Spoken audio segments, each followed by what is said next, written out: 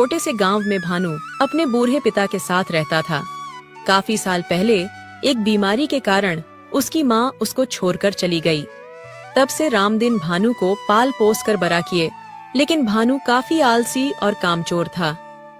उसके बूढ़े पिता एक जमींदार के खेत में दिन रात कड़ी मेहनत करते, तो वहीं भानु दिन भर सोता रहता। अरे भानु बेटा, अभी तक तुम सोए हो? तुम्हें सुबह ही कहकर गया था कि कुछ बर्तन है उसे मांज देना, लेकिन तुम अपनी आलसी से कभी बाज नहीं आओगे। देखो बेटा, अगर तुम ऐसे ही दिन रात सोते रहोगे तो अपना जीवन कैसे बदलोगे? ओहो बाबा, मुझे माफ कर दीजिए। मुझे लगा अभी सुबह ही हो रहा है। आप चिंता मत कीजिए, मैं अभी बर्तन मांज देता हूँ। आप खाना खा खेतों में काम करने चले जाइए, वरना वो खामोखाह गुस्सा करने लगेंगे। भानु बेटा, अब मैंने जमींदार को साफ मना कर दिया है कि अब मैं उनके खेतों में काम करने नहीं जाऊंगा।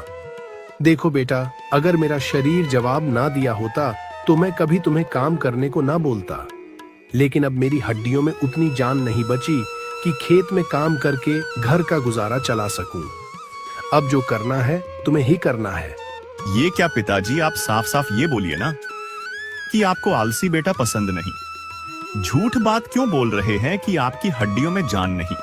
अच्छा, तो तुम्हें मेरी बात झूठ लग रही? अरे नालायक, अभी तुम घर में रहते हो तो क्या पता, गांव में निकल कर देखो कितना ताना सुनने को मिलता है। सभी लोग कहते हैं कि निकम्मा बेटा पाल कर रखा है, लेकिन तुम्हें क्या, बस आराम से सोए रहते हो। और हाँ, जब मर जाऊंगा तब तुम्हें पता चलेगा कि मैं झूठ बोल रहा था या सच। भानु गुस्सा होकर घर से बाहर निकल जाता है और एक जंगल में जाकर पैर के नीचे बैठ जाता है। पता नहीं ये गांव वाले अपने आप को क्या समझते हैं। उन्हें क्या जरूरत थी मेरे पिता को बहकाने की? अगर मैं थोड़ा आराम कर लेता हूं तो उनको क्या हो जाता है। लेकिन कोई बात नहीं, मैं भी एक दिन ऐसा काम करूंगा कि सारे गांव वाले मेरी तारीफ करने से पीछे नहीं हटेंगे। लेकिन अभी मुझे थकावट महसूस हो रही है, थोड़ा आराम कर लेता हूँ। भानु इतना कहकर वहीं सो जाता है। तभी वहीं से एक बाबा गुजरते हैं और भानु को सोता देख उससे कहते हैं, अरे क्या मूर्ख इंसान है, तुम्हें कोई काम नहीं है क्या? देखने में नौजवान और हट्ठे कट्ठे लग रहे हो, लेकिन काम आलसियों वाला कर रहे हो। पंडित जी की बात सुनकर भानु का आंख खुल जाता है और वह खड़ा होकर उनसे कहता है, अरे बाबा, आपको क्या दिक्कत है? एक तो घर पे पिताजी सोने नहीं देते, और जब जंगल में आकर एक सुकून का सांस ले रहा हूँ, उसमें भी आप अड़चन डाल रहे हैं। देखो बेटा, मैं तुम्हारा कोई दुश्मन नहीं हूँ। तुम गलत राह पर चल रहे हो, इसलिए तुम्हें खबरदार करने आया हूँ।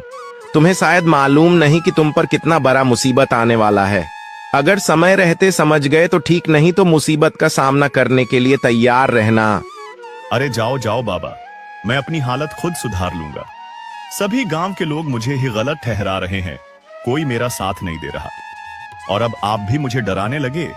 अच्छा ठीक है बेटा, मैं जाता हूँ, लेकिन जाते जाते इतना जरूर कहूंगा कि तुम्हारे सर पर मुसीबत का पहाड़ खड़ा है, उसे गिरते टाइम नहीं। कहकर बाबा वहां से चले जाते हैं। भानु के मन में एक डर पनप गया था। उसे समझ नहीं आ रहा था कि बाबा उसे क्या समझाना चाहते थे, लेकिन फिर वह उनके बातों का नजरअंदाज कर देता है और वहीं सो जाता है।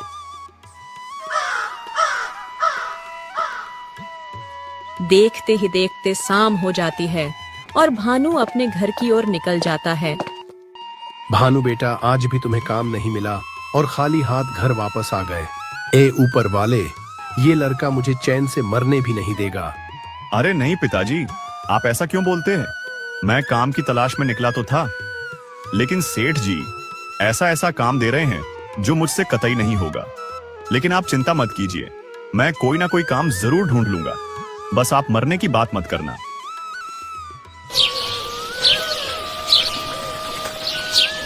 अगली सुबह होते ही भानु बिस्तर से उठ जाता है और काम की तलाश में निकल जाता है।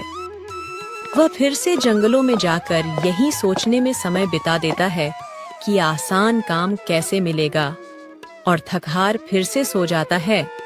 ऐसे ही भानु अब रोज करने लगता है, अपनी आलसी और बढ़ाता जाता है, और ऐसा दिन आ जाता है कि उसके पिता बिस्तर से उठ नहीं पाते हैं। काफी जोर की उनकी तबीयत खराब हो जाती है।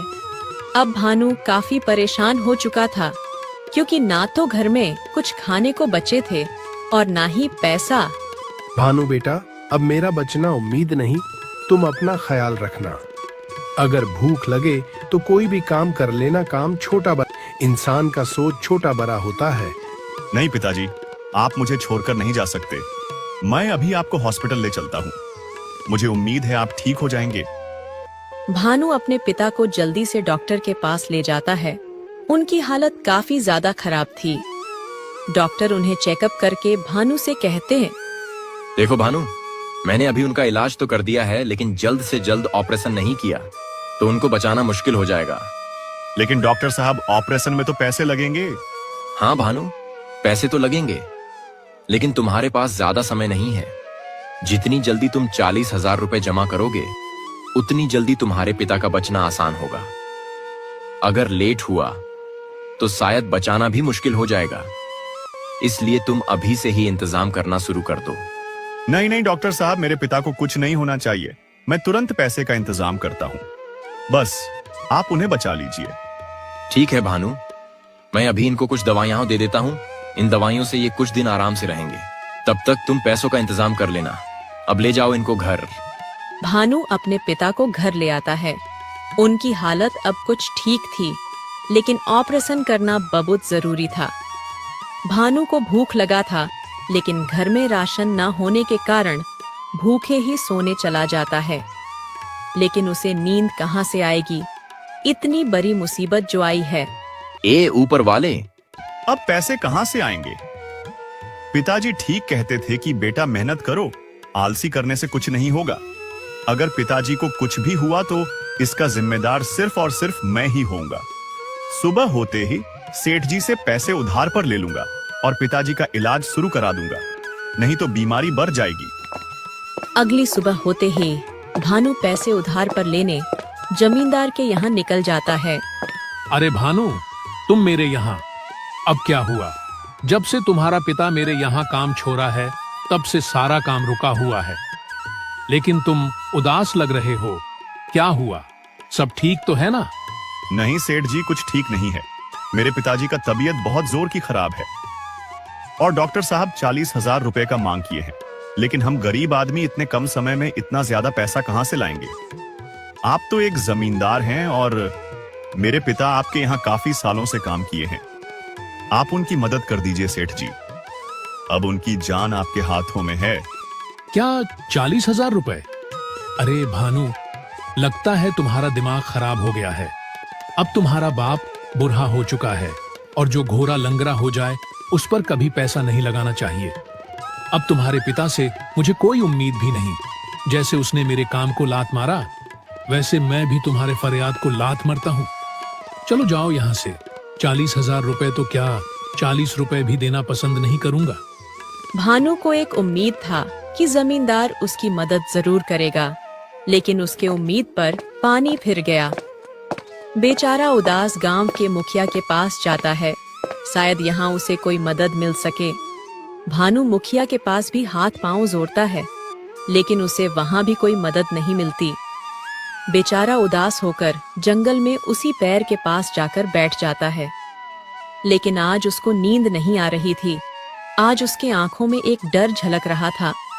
ए ऊपर वाले, मुझे माफ कीजिए, आज मेरी आलस की वजह से कोई काम देने को तैयार नहीं हो रहा है। और आपको तो पता ही है कि बिना काम मिले पैसे का इंतजाम कैसे होगा। आप मेरी मदद करें, मुझे मेरी गलती का पछतावा हो गया है। आज से मैं आलस नहीं करूंगा। भानु एक पछतावा के आंसू बहा रहा था। उसे कोई राह नहीं दिख रहा था। तभी उसी रास्ते से वही पंडित गुजर रहा था और भानु को रोता देख उसे कहता है, क्या हुआ बेटा? मुसीबत आई तो खून के आंसू रोने लगे? मैंने तुम्हें पहले ही आगाह कर दिया था कि तुम्हारा आलस तुम्हें एक दिन ले डूबेगा, लेकिन तुमने मेरी बात को मजाक लिया और देखो आज तुम्हारी हालत बद से बदतर हो गई। मुझे माफ कर दीजिए बाबा, मैंने आपकी बात को हल्के में लिया। लेकिन बाबा, आज मुझ पर बहुत बड़ी संकट आई है। पिताजी का तबीयत काफी सीरियस है। डॉक्टर 40,000 रुपए का मांग किए है और मुझे गांव में कोई मदद नहीं कर रहा। अब आप ही कोई रास्ता दिखाइए बाबा, नहीं तो पिताजी मुझे छोड़ के चले जाएंगे। एक तो बचपन में ही मां चली गई, लेकिन अब पिताजी चले गए तो मैं अनाथ हो जाऊंगा। ठीक है बेटा, तुम्हें अपनी गलती का पछतावा है, यह सुनकर अच्छा लगा। ये लो बेटा, ये मेरी सख्ती से जलाया हुआ राख है, इसे तुम अपने जुबान से चूम लो और जंगल में ही लकड़ी काटना शुरू कर दो। ये राख तुम्हें थकने नहीं देगा और तुम्हारे अंदर दानव वाली शक्ति आ जाएगी। भानु को एक रास्ता मिल चुका था। वह फटाक से राख को चूम लेता है और जंगल लकड़ी काटने निकल जाता है।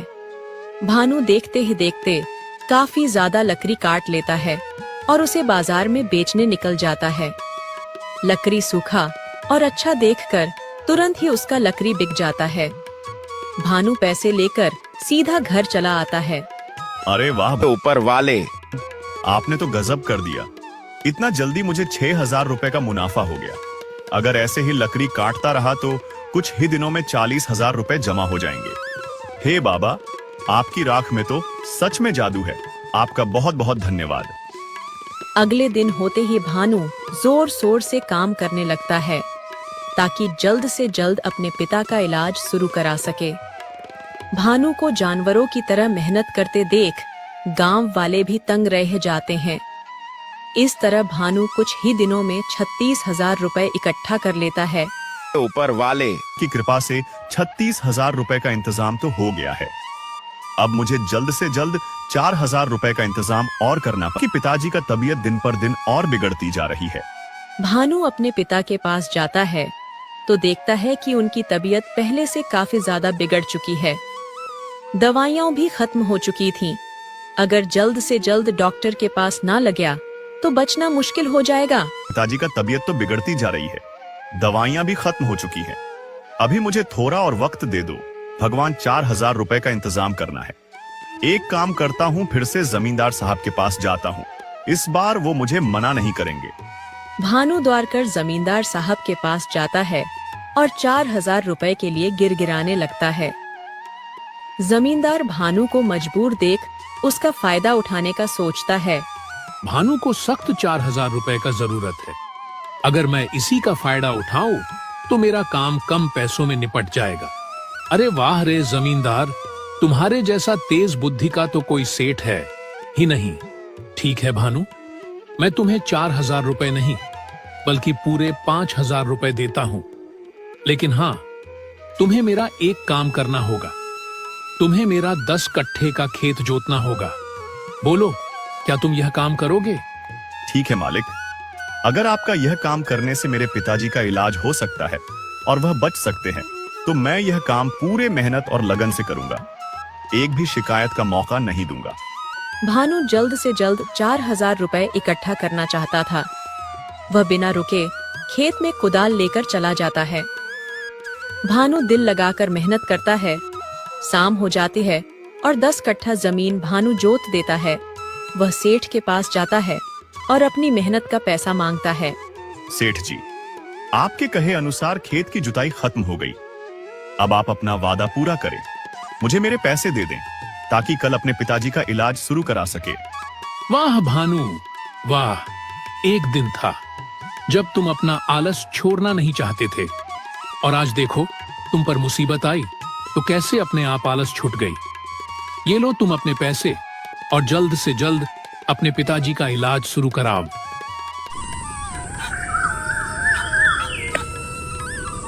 अगले दिन ही भानु अपने पिता को हॉस्पिटल में एडमिट कर देता है। पैसे पूरे होने के कारण उनका इलाज भी जल्द से जल्द हो जाता है। ऐसे ही कुछ दिन बीत जाता है और भानु के पिता बिल्कुल ठीक हो जाते हैं।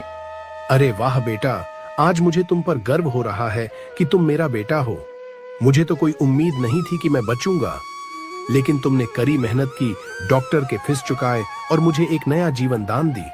मैं बहुत खुश हूँ बेटा। ऐसे ही मेहनत करते रहो और खुश रहो मेरे लाल।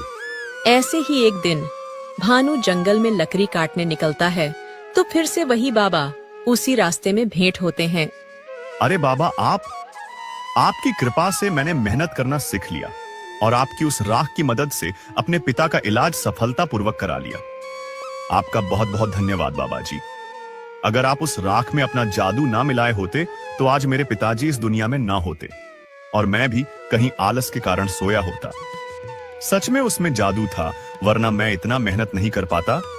बाबा जी भानु के बातों पर हंसने लगे और सारी सच्चाई बताने लगे। अरे भानु बेटा, तुम शायद बहुत भोला हो। तुम्हें क्या लगा कि तुम इतना मेहनत जो कर रहे हो उसकी वजह वह भभूत है? नहीं बेटा, तुम जो भी मेहनत किए वो अपने लगन से किए। बस मैंने तुम्हारे अंदर आत्मविश्वास जगाया है। वो भस्म नकली था। तुम्हें राह दिखाने के लिए वह कोई अद्भुत शक्ति नहीं, बल्कि तुम्हारे अंदर का डर था जिसे तुमने निकाल फेंका। क्या सच में बाबा वो सिर्फ राख था? भानु को अब पता चल गया था कि सच्चा चमत्कार किसी वस्तु में नहीं बल्कि इंसान के मेहनत और लगन में होता है। अगर कोई इंसान किसी काम को करने को ठान ले तो उसे कोई रोक नहीं सकता। धन्यवाद।